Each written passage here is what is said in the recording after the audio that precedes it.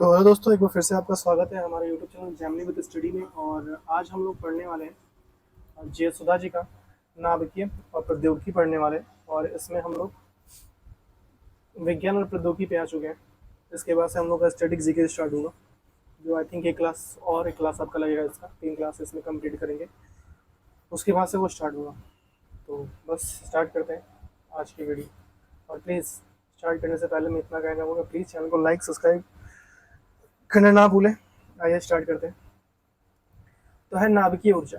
बीच में मैं आपसे नहीं कहता, इसलिए स्टार्टिंग में बोल देता हूँ और लास्ट में बोल देता हूँ। बाकी मुझे ज़्यादा उतना है नहीं कि मैं बार बार बोलूँ। नाभिकीय ऊर्जा, न्यूक्लियर एनर्जी। नाभिकीय ऊर्जा वह ऊर्जा है जो किसी परमाणु के नाभिक या केंद्र में संग्रहित होती है। परमाणु ब्रह्मांड में मौजूद सभी वस्तुओं की छोटी सी इकाई होती है। नाभिकीय ऊर्जा परमाणु के विखंडन प्रक्रिया से प्राप्त होती है, जैसे नाभिकीय विखंडन, न्यूक्लियर फ्यूजन कहा जाता है। नाभिकीय ऊर्जा दीर्घकालिक आर्थिक सामाजिक विकास को प्राप्त करने के लिए अत्यंत आवश्यक है। आधुनिक सभ्यता में दैनिक गतिविधियों ऊर्जा पर अत्यधिक निर्भर है। ऊर्जा संसार के अस्तित्व और प्रगति की जीवन रेखा के समान है। इसके समान है, जीवन रेखा के समान है। वैश्विक अर्थव्यवस्थाओं में नाभिकीय ऊर्जा महत्वपूर्ण भूमिका है, क्योंकि वह रोजगार उत्पन्न करती है, आय का सृजन करती है और बड़े पैमाने पर व्यापक व्यापार को संभव बनाती है। विकर्ण रेडिएशन। विकर्ण ऊर्जा का एक प्रकार है जो किरणों का तीव्र कणों के रूप में किसी पदार्थ या उत्सर्जित की जाती है। स्थिर परमाणु को रेडियोधर्मी क्षय के परिणाम स्वरूप होती है, जो मशीनों के विकिरण उत्पन्न करने के सक्षम होती है। ऊर्जा के आधार पर विकिरण दो प्रकार की होती है, गैर आयनीकृत विकिरण और आयनीकृत विकिरण। गैर आयनीकृत विकिरण में इतनी ऊर्जा होती है कि वह अणुओं के परमाणुओं को केवल कंपन या गति प्रदान कर सकती है, लेकिन इलेक्ट्रॉन के माप परमाणुओं से बाहर नहीं निकल सकती, जैसे रेडियो तरंगे, दृश्य प्रकाश और माइक्रोवेव आदि। आयनित विकिरण अधिक शक्तिशाली होती है, जिसमें इतनी ऊर्जा होती है कि वह परमाणुओं के इलेक्ट्रॉन से बाहर निकलती है, जैसे जीवित या जीव के परमाणु में बदल सकती है। जीवित जीवों के परमाणु में बदल सकती है, जिसमें ऊतक की क्षति पहुंच सकती है और स्वास्थ्य पर प्रतिकूल प्रभाव पहुंचा सकता है। एक्सरे मशीन, ब्रह्मांडीय कण और रेडियोधर्मी पदार्थ अनिकृत विकिरण उत्पन्न करते हैं।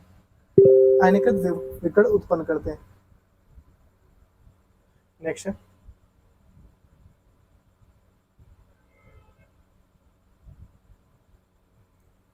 अनियमित विकिरण के प्रकार। अल्फा किरणें, अल्फा रेस। अल्फा कण दो प्रोटॉन और दो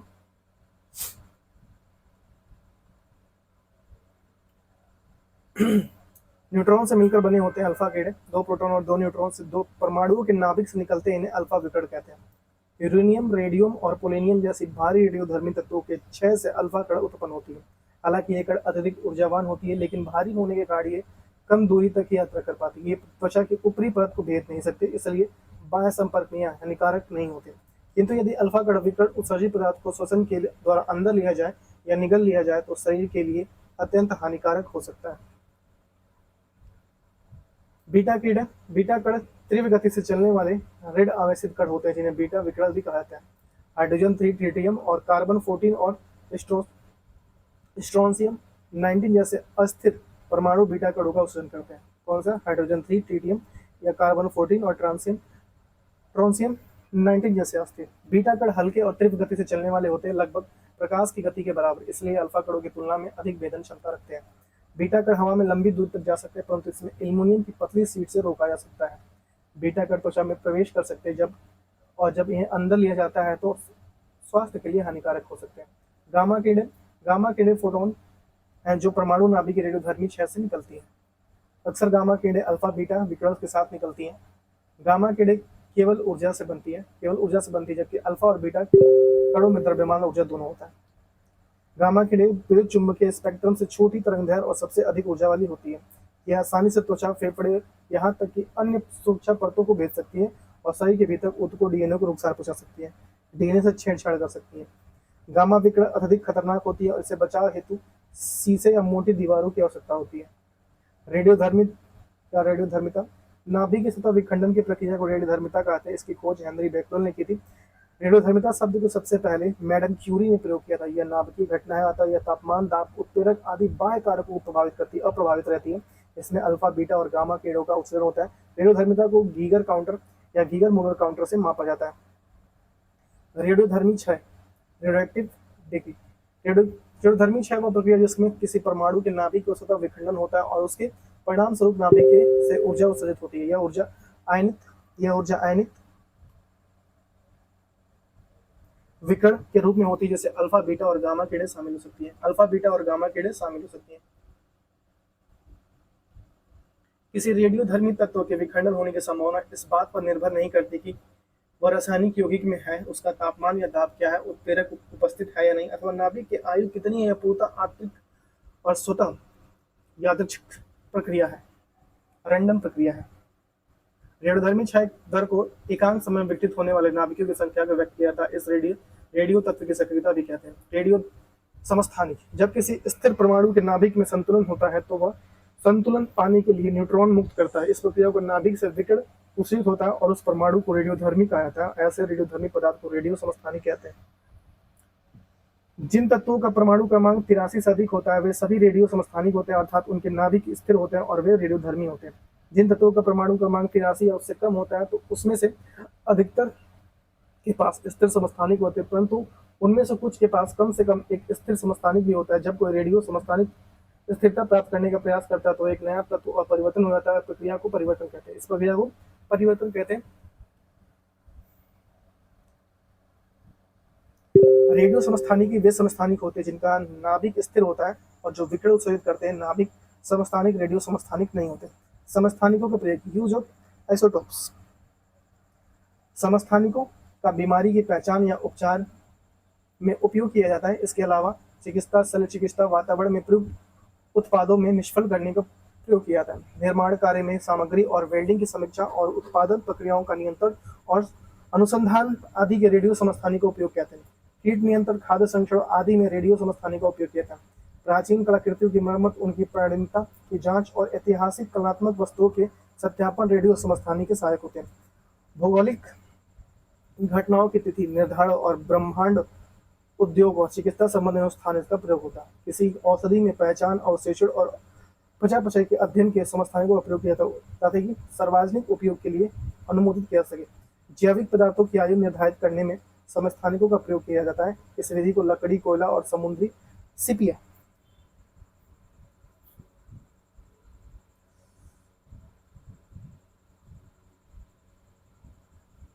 सिपिया हाइड्रा और सर्गपीट और कार्बनिक अवसादी जैसे वस्तुओं का आयु ज्ञात की जाती है। रिएक्टर देखिए, रिएक्टर, न्यूक्लियर रिएक्टर, नाभिकीय रिएक्टर ऐसी प्रणाली है, इसमें कई से ऐसे वर्ड हैं जो मिसिंग है, जैसे कि यहाँ न्यूक्लियर रिएक्टर है तो यहाँ पे सिर्फ रिएक्टर लिख दिया है। नाभिकीय रिएक्टर एक ऐसी प्रणाली जिसके निरंतर नाभिकीय श्रृंखला अभिक्रिया न्यूक्लियर चेन रिएक्शन को नियंत्रण या संचालित करते हैं। इसमें ईंधन जैसे समृद्ध यूरेनियम 235 और प्लूटोनियम 239 को रिएक्टर पात्र में एक छोटे न्यूट्रॉन स्रोत के साथ रखा जाता है। ये न्यूट्रॉन श्रृंखलात्मक प्रक्रिया शुरू करते हैं जिसमें परमाणु के विखंडन में उत्पन्न न्यूट्रॉन और परमाणु के विखंडन को प्रेरित करते हैं। शीतलक ऐसा पदार्थ है जो रिएक्टर से कोर से होकर गुजरता है और ईंधन में ऊष्मा का टरबाइन तक ले जाता है। उदाहरण पानी, भारी जल, तरल, सोडियम और हीलियम आदि हो सकते हैं। पात्र देखिए, एक इस्पात संवर्धित कंक्रीट की बनी संरचना होती है जो रिएक्टर के बाह्य वातावरण से अलग करती है। चेर्नोबिल रिएक्टर में यह मजबूत नहीं थी, अतः यह 1986 में रेडियो एक्टिव दुर्घटना हुई थी। चेर्नोबिल घटना जो होती है, चेर्नोबिल घटना, महोत्सव नहीं है भाई, ऐसा एक महोत्सव भी है, इसलिए मेरे अचानक से महोत्सव आ गया।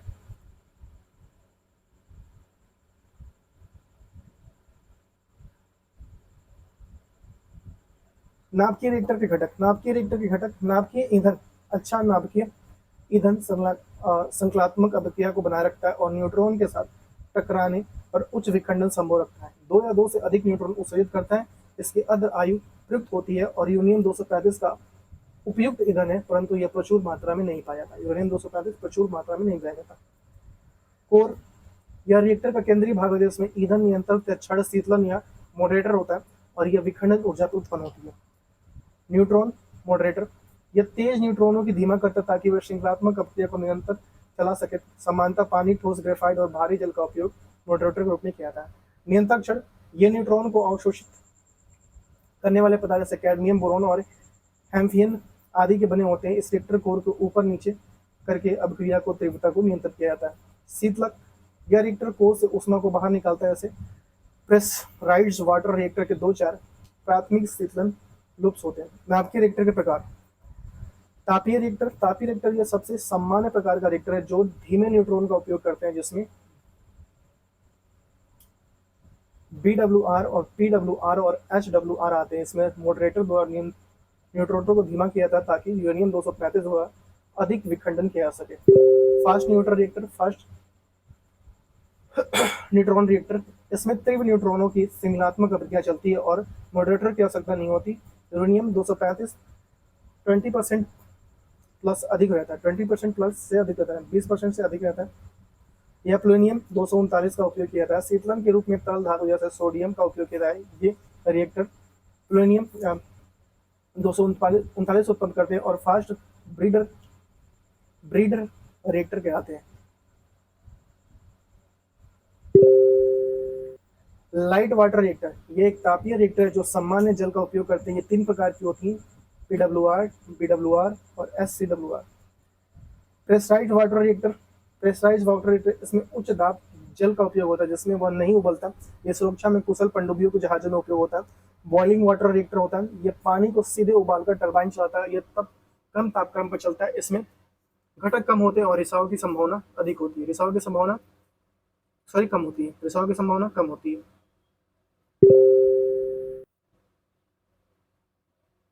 नेक्स्ट है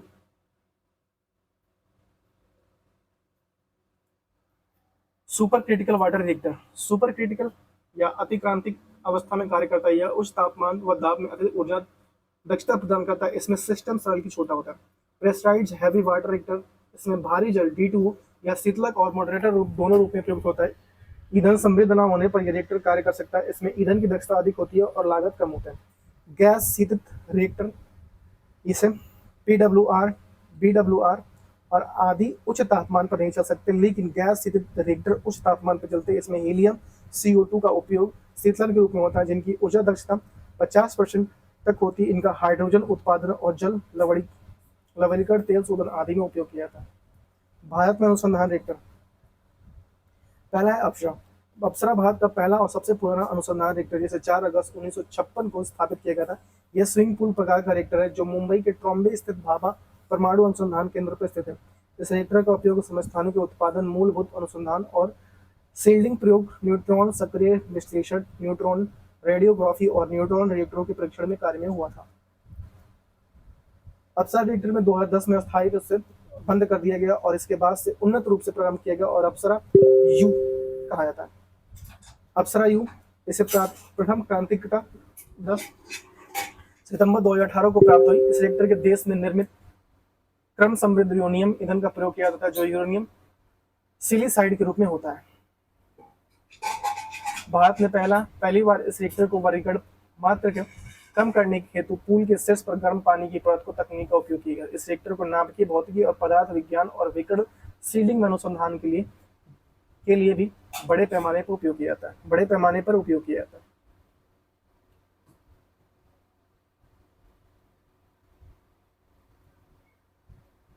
सीरस रिएक्टर को 10 जुलाई 1960 को चालू किया था। यह कनाडा के सहयोग से डॉक्टर होमी जहांगीर भाभा के नेतृत्व में निर्मित हुआ था। इसे अभी बंद कर दिया गया।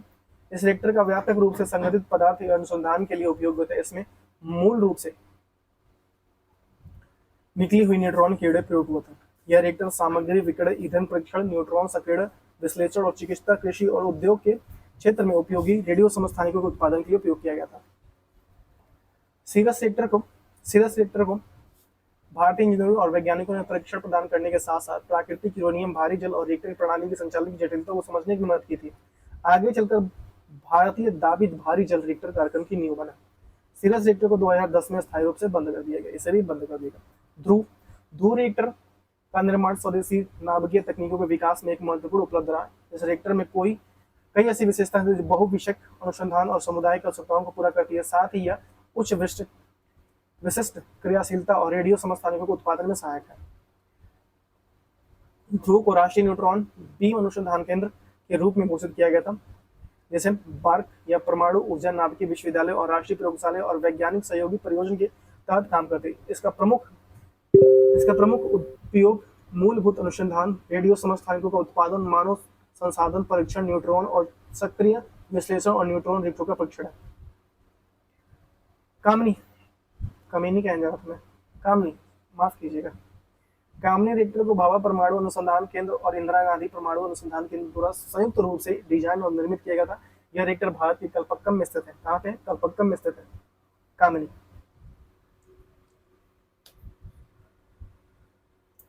यह रिएक्टर एक न्यूट्रॉन स्रोत के रूप में कार्य करता है। यह फ्लक्स दर 10⁻12 न्यूट्रॉन प्रति वर्ग सेंटीमीटर प्रति सेकंड होती है। इसका मुख्य कार्य रेडियोधर्मी और गैर रेडियोधर्मी वस्तुओं को न्यूट्रॉन रेडियोग्राफी, न्यूट्रॉन सक्रिय विश्लेषण और विकिरण भौतिकी अनुसंधान और बड़े नमूनों को विकिरण प्रक्रिया और न्यूट्रॉन डायरेक्टर के परीक्षण और अंशांकन करना है। नेक्स्ट है भारत में परमाणु अनुसंधान।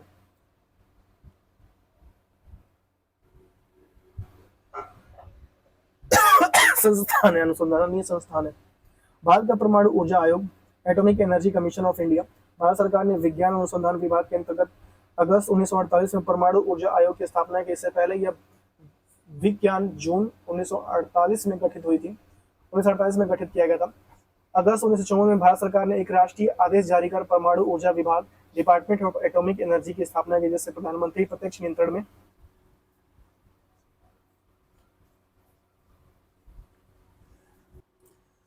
इसके पश्चात मार्च 1958 में एक सरकारी संकल्प द्वारा परमाणु ऊर्जा आयोग TAE के स्थानांतरित कर दिया गया। भारत सरकार ने परमाणु ऊर्जा विभाग के सचिव परमाणु ऊर्जा आयोग के पदेन प्रमुख होते हैं। DEA के प्रमुख कार्य परमाणु वैज्ञानिक अनुसंधान आयोजन करना, भारत के परमाणु नाभिकीय या वैज्ञानिकों का परीक्षण देना, AEC प्रयोगशाला में परमाणु अनुसंधान को बढ़ावा देना, परमाणु सामग्री खोज और उसके बृहद स्तर पर निष्कर्षण करना। परमाणु ऊर्जा विभाग, department of atomic energy, DAE का फुल में डिपार्टमेंट ऑफ एटॉमिक एनर्जी। इसकी स्थापना 1954 में राष्ट्रपति के आदेश से की गई थी और यह विभाग प्रधानमंत्री के सीधे नियंत्रण में होता है। यह विभाग केवल परमाणु प्रौद्योगिकी नहीं बल्कि कृषि, उद्योग, चिकित्सा, मौलिक अनुसंधान जैसे क्षेत्रों में विकिरण प्रौद्योगिकी के अनुप्रयोग में संलग्न है। यह विभाग खगोल, भौतिकी, मौलिक विज्ञान, खगोल शास्त्र, कैंसर अनुसंधान और शिक्षा जैसे क्षेत्रों में 8 संस्थानों का अनुदान देता है। परमाणु ऊर्जा विनियामक board, atomic energy of regulatory board, इसकी स्थापना 15 नवंबर 1983 इसकी स्थापना 15 नवंबर 1983 को भारत के राष्ट्रपति द्वारा की गई थी। इसका कार्य है नाभिकीय ऊर्जा संयंत्रों, नाभिकीय ऊर्जा परियोजनाओं, विकिरण प्रस्थानों, ईंधन चक्र सुविधाओं आदि की सुरक्षा और निगरानी सुनिश्चित करना है। एटॉमिक एनर्जी रेगुलेटरी बोर्ड का नियम को बनाने की अधिसूचनाएं जारी करने का अधिकार परमाणु ऊर्जा अधिनियम 1965 के पर्यावरण संरक्षण अधिनियम 1986 द्वारा प्राप्त कर। इसका मुख्यालय मुंबई में स्थित है। वर्तमान में AERB का एक पूर्वकालिक अध्यक्ष और पदेन 3 अंशकालिक सदस्य और 1 सचिव होते हैं। इसका उद्देश्य नाभिकीय ऊर्जा परियोजनाओं को आयनकारी विकिरण के कारण किसी भी प्रकार के स्वास्थ्य और पर्यावरणीय खतरों को रोकना है। DAE के अनुसंधान और विकास केंद्र, भाभा परमाणु अनुसंधान केंद्र, Bhabha atomic research centre Bharat का जनवरी 1954 में होमी जहांगीर भाभा ने भारत के परमाणु कार्यक्रम हेतु बहुवर्षीय अनुसंधान के लिए ट्रॉम्बे परमाणु ऊर्जा प्रतिष्ठान की स्थापना की थी।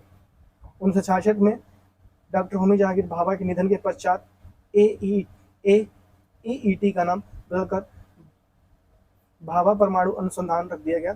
भारत के अग्रलिखित संस्थानों की जननी कहा जाता है IGCAR कलपक्कम और VECC कोलकाता और RC-CAT इंदौर। संधि पर हस्ताक्षर नहीं किए गए, आदि की संधि पर हस्ताक्षर नहीं किए गए, ऐसे गैप कर दिया है कुछ। यह नाभिकीय और कण त्वरित प्रौद्योगिकी पर कार्य करता है। भारत का कार्य यूरेनियम संवर्धित शांति हेतु परमाणु ऊर्जा का उपयोग और विशेष रूप से विद्युत उत्पादन करना। इंदिरा गांधी परमाणु अनुसंधान केंद्र, इंदिरा गांधी परमाणु अनुसंधान केंद्र 1971 में इस केंद्र की स्थापना कलपक्कम तमिलनाडु में की गई थी। इसका उद्देश्य वैज्ञानिक अनुसंधान और उन्नत इंजीनियरिंग कार्यक्रम के माध्यम से सोडियम से ठंडे किए गए फास्ट ब्रीडर रिएक्टर की तकनीकी पर विकास करना है। अंतर्राष्ट्रीय परमाणु संस्थाएं व संगठन, international atomic institute of organization, अंतर्राष्ट्रीय परमाणु ऊर्जा agency, international atomic energy agency, international atomic energy agency. इसकी स्थापना 1957 के उस समय की गई थी जब परमाणु तकनीकी की खोज और उसके विविध उपयोगों की गहरी आशाएं और भय उत्पन्न किए थे। यह संगठन संयुक्त राष्ट्र प्रणाली के अंतर्गत विश्व में एटॉमिक और पीस एंड डेवलपमेंट शांति के विकास के लिए परमाणु ऊर्जा को जाना था। IAEA परमाणु क्षेत्र में अंतर्राष्ट्रीय सहयोग प्रमुख केंद्र है। इसका मुख्यालय वियना ऑस्ट्रेलिया में स्थित है। यह एक स्वतंत्र अंतर्राष्ट्रीय संगठन है जो प्रति वर्ष संयुक्त राष्ट्र महासभा की रिपोर्ट प्रस्तुत करती है, महासभा को रिपोर्ट प्रस्तुत करती है। Stockholm international peace research institute SIPRI एक स्वतंत्र अंतर्राष्ट्रीय संस्था है जो संघर्ष, हथियारों और सशस्त्र नियंत्रण और निरस्त्रीकरण शोध के लिए समर्पित है। इसकी स्थापना 1966 में स्टॉकहोम स्वीडन में की गई थी।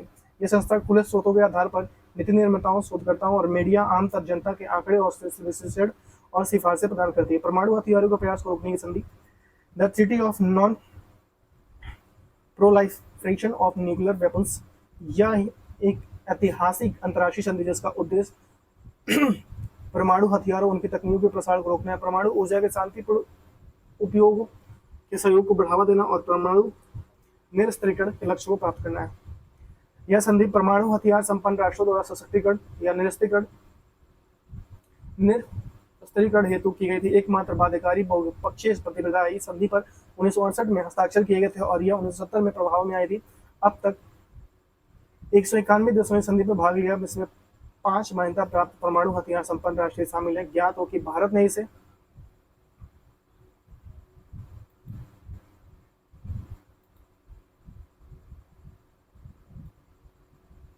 संधि पर हस्ताक्षर नहीं किया। भारत के परमाणु अनुसंधान directors, nuclear research and directors in India, पहला नाम है अप्सरा और यह अवस्थित है ट्रॉम्बे, मुंबई। और इसकी स्थापना हुई थी 1956 और क्षमता मेगावाट है, एक कैपेसिटी ऑफ मेगावाट में MW 1।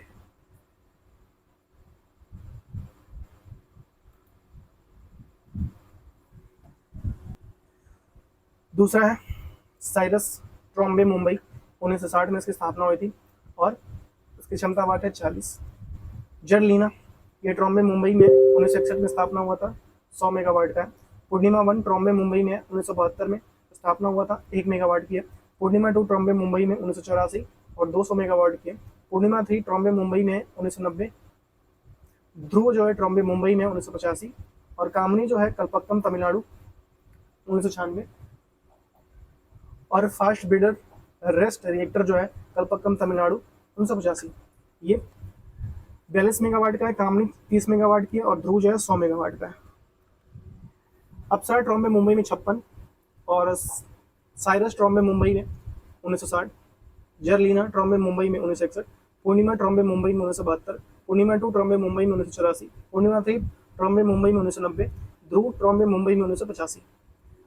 कामनी कलपक्कम तमिलनाडु में 1996 और फास्ट ब्रीडर टेस्ट रिएक्टर जो है कलपक्कम तमिलनाडु में है और 1985।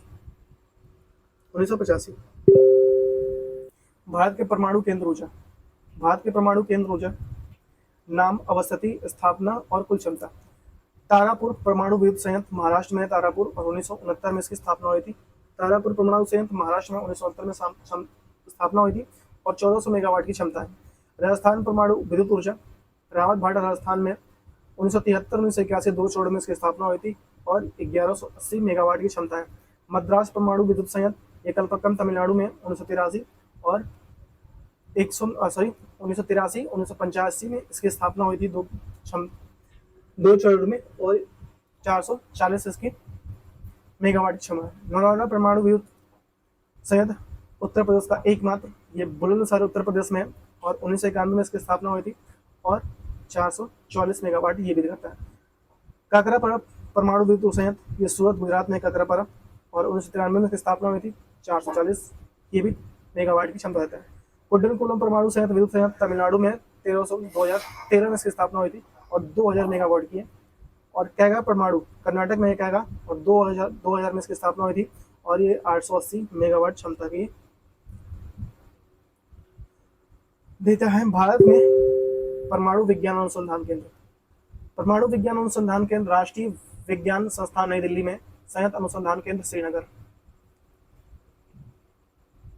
इंदिरा गांधी परमाणु अनुसंधान केंद्र कलपक्कम चेन्नई में, भौतिकी अनुसंधान केंद्र मुंबई में। राष्ट्रीय विज्ञान अकादमी इलाहाबाद उत्तर प्रदेश में है और केंद्रीय ईंधन अनुसंधान संस्थान जगोड़ा में है। केंद्रीय अनुसंधान संस्थान कसौली में और साहा नाभिकीय भौतिकी संस्थान कोलकाता पश्चिम बंगाल में। उच्च प्राविधिकी केंद्र इंदौर मध्य प्रदेश में। भाभा परमाणु शोध केंद्र करनाल पंजाब में। भौतिकी अनुसंधान प्रयोगशाला अहमदाबाद गुजरात में। भारतीय कैंसर अनुसंधान प्रयोगशाला गुलमर्ग में। परमाणु अनुसंधान केंद्र जवाहरलाल नेहरू विश्वविद्यालय दिल्ली में। परमाणु ऊर्जा निगम मुंबई में। टाटा सैद्धांतिक अनुसंधान संस्था मुंबई में। उच्च स्थलीय अनुसंधान प्रयोगशाला गुलमर्ग में। यूरेनियम कॉर्पोरेशन केंद्र जवाहरलाल नेहरू विश्वविद्यालय दिल्ली में। परमाणु अनुसंधान प्रयोगशाला श्रीनगर में। भाभा परमाणु अनुसंधान केंद्र ट्रॉम्बे मुंबई में।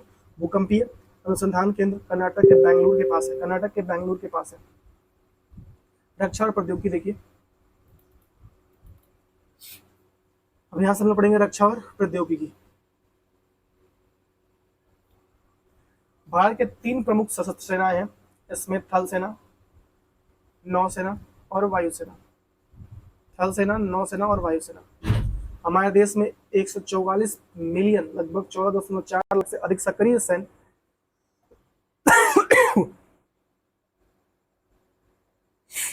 एक मिनट रुक जाइए। सक्रिय सैन्य बल, जिसके कारण यह विश्व की सबसे बड़ी सैन्य शक्तियों में से एक है। भारत एक सशक्त घरेलू रक्षा उद्योग भी है, जिसमें लगभग 80% हिस्सेदारी सरकारी स्वामित्व वाली इकाइयों को है, जिसमें डीआरडीओ की 50% प्रयोगशालाएं, रक्षा शिपयार्ड और रक्षा निर्माण केंद्र और 41 आयुध निर्माण शामिल है। रक्षा आयात पर निर्भर कम करने के लिए घरेलू उत्पादन की प्रोत्साहन देने के लिए भारत सरकार ने नई रक्षा खरीद अधिग्रहण और निर्माण नीति लागू की है। स्वतंत्रता के पश्चात 1958 में रक्षा मंत्रालय के अधीन रक्षा अनुसंधान और विकास संगठन डीआरडीओ की स्थापना की गई, जिसका उद्देश्य सेना के लिए स्वदेशी अनुसंधान और तकनीकी विकास को बढ़ावा देना है। स्वदेशी अनुसंधान और तकनीकी विकास को बढ़ावा देना है। नेक्स्ट है भारत की मिसाइलें, प्रक्षेप्य शास्त्र, टैंक और अन्य शास्त्र, जिसमें पृथ्वी देखिए। पृथ्वी मिसाइल भारत की सबसे पहली स्वदेशी रूप से विकसित बैलिस्टिक मिसाइल है। यह डीआरडीओ द्वारा विकसित किया गया था। इसका पहला परीक्षण 25 जनवरी 1988 को हुआ था पृथ्वी का, और यह सतह से सतह पर मार करने वाली मिसाइल है, जिसे anti grenade guided missile development programme के अंतर्गत विकसित किया गया था। Anti grenade guided missile development programme के अंतर्गत विकसित किया गया था। यह है पृथ्वी मिसाइल। पृथ्वी मिसाइल 3 संस्करण को उपलब्ध है। पृथ्वी फर्स्ट सेना के लिए, पृथ्वी सेकंड वायुसेना के लिए और पृथ्वी जो थर्ड है नौसेना के लिए। फर्स्ट जो है सेना के लिए, सेकंड जो है वायुसेना के, थर्ड जो है नौसेना के लिए है। इसकी मारक क्षमता 150 से 300 किलोमीटर के बीच है और यह पारंपरिक और परमाणु दोनों प्रकार के हथियार ले जाने में सक्षम है। त्रिशूल मिसाइल एक कम दूरी की सतह से सतह पर हवा मार करने वाली मिसाइल है। ये डीआरडीओ द्वारा IGM-DP के अंतर्गत विकसित किया गया था। इसका पहला परीक्षण 1985 में हुआ था। यह मिसाइल त्वरित प्रतिक्रिया क्षमता के साथ साथ 12 किलोमीटर तक की दूरी पर उड़ती हुई लक्ष्यों को नष्ट कर सकती है।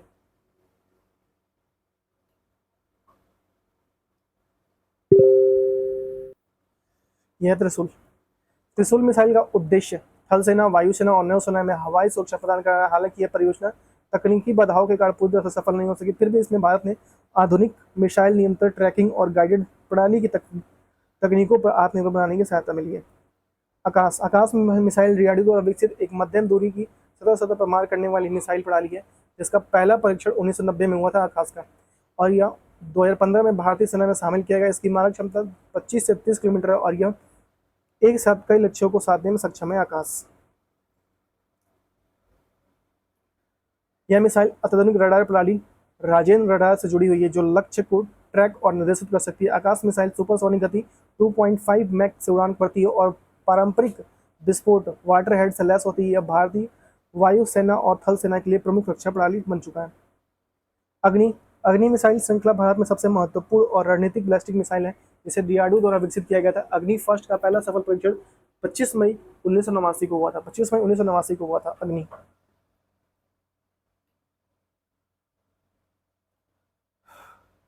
यह सतह पर मार करने वाली मध्यम से लेकर अंतर महाद्वीप दूरी तक की मिसाइलों की श्रृंखला अग्नि फर्स्ट से लेकर अग्नि फिफ्थ तक विभिन्न संस्करणों की मारक क्षमता 700 किलोमीटर से 5000 किलोमीटर तक है।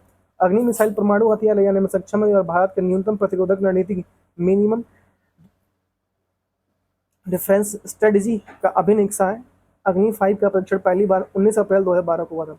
अग्नि फर्स्ट की जो रेंज है 700 से 800 किलोमीटर है। अग्नि सेकंड की जो रेंज है वो 2000 किलोमीटर से अधिक है। अग्नि थर्ड की जो रेंज है वो 2500 किलोमीटर से अधिक है। अग्नि जो फोर्थ की रेंज है 3500 किलोमीटर से अधिक है। अग्नि 5 की जो रेंज है वो 5000 किलोमीटर से अधिक है। नेक्स्ट नाग। नाग मिसाइल एक तीसरी पीढ़ी की एंटी टैंक गाइडेड मिसाइल है जिसकी रक्षा अनुसंधान और विकास संगठन द्वारा विकसित किया गया। इसका पहली परीक्षण जो किया गया था 1988 में किया गया था। 1988 में किया गया था नाग की। यह मिसाइल फायर एंड फॉरगेट प्रणाली पर आधारित है जो लक्ष्य को स्वतः पहचान कर नष्ट करती है। इसकी मारक क्षमता 500 मीटर से 4 किलोमीटर तक है और यह दिन रात सभी मौसम में कार्य करने में सक्षम है। नाग का हेलीकॉप्टर संस्करण हेलिना है और यह मिसाइल थल सेना की टैंक रोधी युद्ध क्षमता को अतिरिक्त बढ़ाती है और सीमाओं पर दुश्मन को बख्तरबंद वाहनों की प्रभावी ढंग से नष्ट कर सकती है। पायलट रहित विमान निशांत। निशांत एक टैक्टिकल अनमैन्ड एरियल व्हीकल है जिसमें डीआरडीओ द्वारा निगरानी और खुफिया जानकारी जुटाने के लिए विकसित किया गया। इसके पहला परीक्षण 1995 में हुआ था निशांत का। यह 200 किलोमीटर तक की रेंज के ऑपरेशन कर सकती है और इसे 400 घंटे 4 घंटे 400 घंटे नहीं 4 घंटे की तक उड़ान भर सकती है। यह real time video transmission, target tracking, सीमा निगरानी और आर्टिलरी फायरिंग सुधार जैसे कार्यों को प्रयोग होता है जिसे कैटापुल्ट प्रणाली में लॉन्च किया जाता है और पैराशूट द्वारा रिकवर किया जाता है। भारतीय सेना की खुफिया एवं निगरानी क्षमताओं को मजबूत प्रदान करने के लिए निशांत एक महत्वपूर्ण भूमिका है। लक्ष्य एक उच्च गति वाला पायलट रहित हवाई लक्ष्ययान है जिसे डीआरडीओ द्वारा विकसित किया गया। लक्ष्य यह उद्देश्य हवाई रक्षा अभ्यासों और हथियार प्रणाली परीक्षणों के लिए लक्ष्य उपलब्ध कराना है। लक्ष्य का पहला परीक्षण 1985 में हुआ था। यह 50 से 100 मीटर की रेंज में उड़ सकता है और 300 किलोमीटर घंटा से अधिक की गति प्राप्त कर सकता है। यह पैराशूट से रिकवरी के साथ पुनः उपयोग योग्य है और लक्ष्य का प्रयोग मिसाइल डिटेक्शन, इंटरसेप्शन और फायरिंग अभ्यासों में शामिल किया है। इसमें भारतीय वायुसेना और थल सेना की परीक्षण क्षमताओं पर वृद्धि होती है। नेक्स्ट ध्रुव। ध्रुव एक बहुउद्देशीय उन्नत हल्का हेलीकॉप्टर है जिसे हिंदुस्तान एरोनॉटिक लिमिटेड द्वारा विकसित किया गया। इसका पहला परीक्षण 1992 में हुआ था और 2002 में इसे सेवा में शामिल कर लिया गया था ध्रुव को। यह हेलीकॉप्टर सशस्त्र बलों की एक ट्रांसपोर्ट, निगरानी, राहत और युद्ध अभियानों को उपयोगी है। इसमें 12 सैनिकों और 200 किलोग्राम भार ले जाने में सक्षम है। यह दिन रात और हर मौसम में कार्य कर सकता है। ध्रुव का सशस्त्र संस्करण रुद्र है और हेलीकॉप्टर पर्वत क्षेत्रों में सटीक संचालन और उच्च विश्वसनीयता प्रदान करता है जिससे भारतीय सेनाओं को स्मारक पहुंच में वृद्धि हो सकती है। तेजस भारत का स्वदेशी रूप से विकसित चौथी पीढ़ी का लाइट कॉम्पैक्ट एयरक्राफ्ट है जिसे एरोनॉटिकल डेवलपमेंट एजेंसी हाल द्वारा विकसित किया गया था। इसका परीक्षण जो हुआ था पहला 2001 में और 2016 में वायुसेना में शामिल कर लिया था तेजस को। यह मल्टी रोल लड़ाकू विमान है जो हवा से हवा में जमीन मिसाइलें ले जा सकती है। हवा से जमीन मिसाइल ले जा सकता है जिसे कंपोजिट सामग्री से बना हल्का ढांचा, फ्लाई फायर वायर नियंत्रण और डिजिटल एवियो। नेक्स्ट तेजस की अतिरिक्त गति 1.8 मैक है जिसकी तैनाती भारतीय वायुसेना की आत्मनिर्भर बढ़ती है और चीन एवं पाक सीमा पर एयर स्ट्राइक क्षमता को मजबूत बनाती है। प्रदुमन मिसाइल भारतीय सेना में वायु रक्षा तंत्र का हिस्सा है। यह आकाश मिसाइल प्रणाली का उन्नत संस्करण जैसे डीआरडीओ ने विकसित किया था। यह सतह से हवा में मार करने वाली मिसाइल है जो मध्यम दूरी की उड़ान भरने वाली विमानों, ड्रोनों और क्रूज मिसाइलों का निशान बना सकती है। इसकी रेंज लगभग 30 किलोमीटर है और यह मल्टी टारगेट ट्रैकिंग रडार से लैस है। प्रदुमन का प्रयोग सेना की रक्षा प्रणालियों को बहुस्तरीय सुरक्षा प्रदान करने के लिए किया जाता है। इसका लक्ष्य दुश्मन की हवाई ताकत को सीमा पर आने से पहले समाप्त करना है। ब्रह्मोस एक सुपरसोनिक क्रूज मिसाइल है जिसे भारत और रूस के संयुक्त उपक्रम द्वारा विकसित किया गया था। इसका पहला परीक्षण 2001 में हुआ था। इसकी गति 2.8 मैक तक और 290 किलोमीटर से अधिक दूरी तक मार सकती है। इसे भूमि, समुद्र, वायु और पनडुब्बी से दागा सकता है। यह मिसाइल फायर एंड फॉरगेट तकनीक पर आधारित है जैसे पारंपरिक वाटर हेड ले जाने में सक्षम है। ब्रह्मोस भारतीय तकनीकों के त्वरित जवाबी क्षमता को बढ़ाता है और दुश्मन के ठिकानों पर अत्यंत सटीकता से ध्वस्त करता है जिसकी स्मारक बढ़त सामरिक बढ़त मिलती है। हाल ही में 2025 में ऑपरेशन सिंदूर में इस मिसाइल की पाकिस्तान को भयंकर तबाही मचाई थी। ब्रह्मोस और अनेक आतंकवादी मुख्यालयों को नष्ट कर दिया था।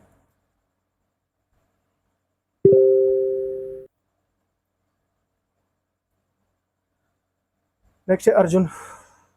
अर्जुन टैंक भारत की स्वदेशी मुख्य युद्ध टैंक है जिसे डीआरडीओ द्वारा विकसित किया गया। यह पहला संस्करण 2004 में सेना में शामिल हुआ था। यह 220 मिमी की राइफल गन, कंचन कवच और स्वचालित अग्नि नियंत्रण प्रणाली एनबीसी सुरक्षा से लैस है। इसका दूसरा संस्करण उन्नत संस्करण अर्जुन एम के सेकेंड है जिसमें रात में लड़ाई की क्षमता का बेहतर गतिशीलता है। अर्जुन टैंक की रेगिस्तानी युद्ध के लिए उपयुक्त बनाया गया। इसकी तैनाती से भारत की टैंक क्षमता आत्मनिर्भर बनती है और सीमावर्ती इलाकों में स्मारक श्रेष्ठता को मजबूत करता है। संस्थान मुख्यालय और स्थापना garden rich ship blades and engineers limited, इसकी मुख्यालय है कोलकाता में। इसकी स्थापना हुई थी 1934 में। भारत इलेक्ट्रॉनिक्स लिमिटेड बेंगलुरु, 1954 में इसकी स्थापना हुई थी। Goa shipyard limited Vasco D gamma, Goa में इसका मुख्यालय 1957 में इसकी स्थापना हुई थी। डिफेंस रिसर्च एंड डेवलपमेंट नई दिल्ली, 1958 में इसकी स्थापना हुई थी। गोवा मजगार्ड लिमिटेड, गोवा सरी मजगांव डाक लिमिटेड मुंबई, और 1960 में इसकी स्थापना हुई थी। Bharat earth moves limited Bengaluru, 1964 में इसकी स्थापना हुई थी। और हिंदुस्तान एरोनॉटिक्स लिमिटेड बेंगलुरु, 1964 में स्थापना हुई थी। भारत डायनेमिक्स लिमिटेड हैदराबाद, 1970 में इसकी स्थापना हुई थी। भारत की कुछ नवीनतम सैन्य प्रणालियाँ जैसे प्रोजेक्ट कुछ 3 स्तरीय स्वदेशी वायु रक्षा प्रणाली है। इसकी रेंज 250 से 300 किलोमीटर है। ये क्रूज मिसाइल, ड्रोन, स्टेल्थ विमान और स्मार्ट बम को नष्ट करने में सक्षम है। ड्यूल मोटर और थ्रस्ट वेक्टर कंट्रोल जैसी तकनीकों को सुनिश्चित करती है। QRSM quick reaction surface to air missile, ये तेज प्रतिक्रिया वाली सतह से मार करने वाली मिसाइल प्रणाली है जिसकी रेंज 30 किलोमीटर है।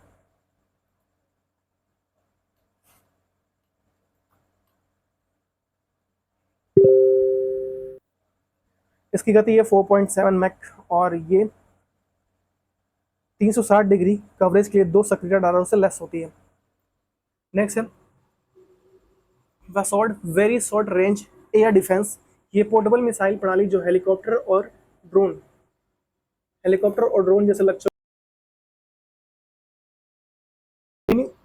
मिनी चुराइड रिएक्शन कंट्रोल सिस्टम और एकीकृत एवियोनिक्स से सुसज्जित है। VLSRAMS ये vertical launch short range surface to air missile है। नौसेना के लिए विकसित की गई थी ऊर्ध्वाधर प्रक्षेपण प्रणाली है जो कम ऊंचाई और गति वाले हवाई लक्ष्यों को नष्ट करने में सक्षम है। आकाश NG ये नई पीढ़ी की सतह से मार करने वाली मिसाइल है।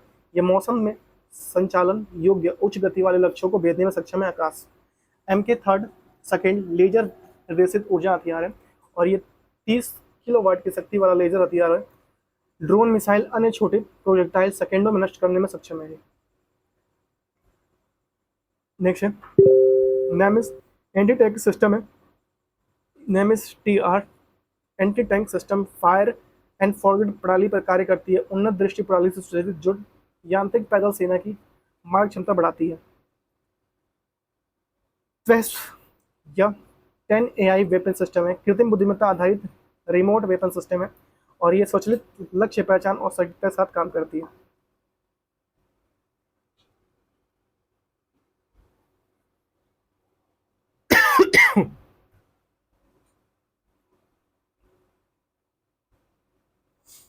नेक्स्ट है LCH प्रचंड लाइट कॉम्बैट हेलीकॉप्टर प्रचंड। यह ऊंचाई वाले क्षेत्रों में डिजाइन किया गया है। ऊंचाई वाले क्षेत्रों के लिए डिजाइन किया है। ये air to air missile, tank guide missile, rocket pods जो 20 मिमी टारगेट गन से सुरक्षित है। स्ट्राइकर बख्तरबंद हम वाहन अमेरिका के बाद भारत का पहला देश बना जिसने स्ट्राइकर वाहनों का उत्पादन किया। यह उन्नत संचार और युद्ध प्रबंधन प्रणालियों से लैस है। आर्चर NG मध्यम ऊंचाई वाली लंबी दूरी मानव रहित विमान और रेंज इसकी जो है 1000 किलोमीटर पेलोड और 300 केजी तक का भार ले जा सकती है। स्मार्ट एंटी एयरफील्ड वेपन और एंटी टैंक गाइडेड मिसाइल से सुरक्षित है। अब यहाँ से पढ़ेंगे जैव प्रौद्योगिकी, जो हम लोग का नेक्स्ट पार्ट होगा। तो आज के लिए बस इतना ही।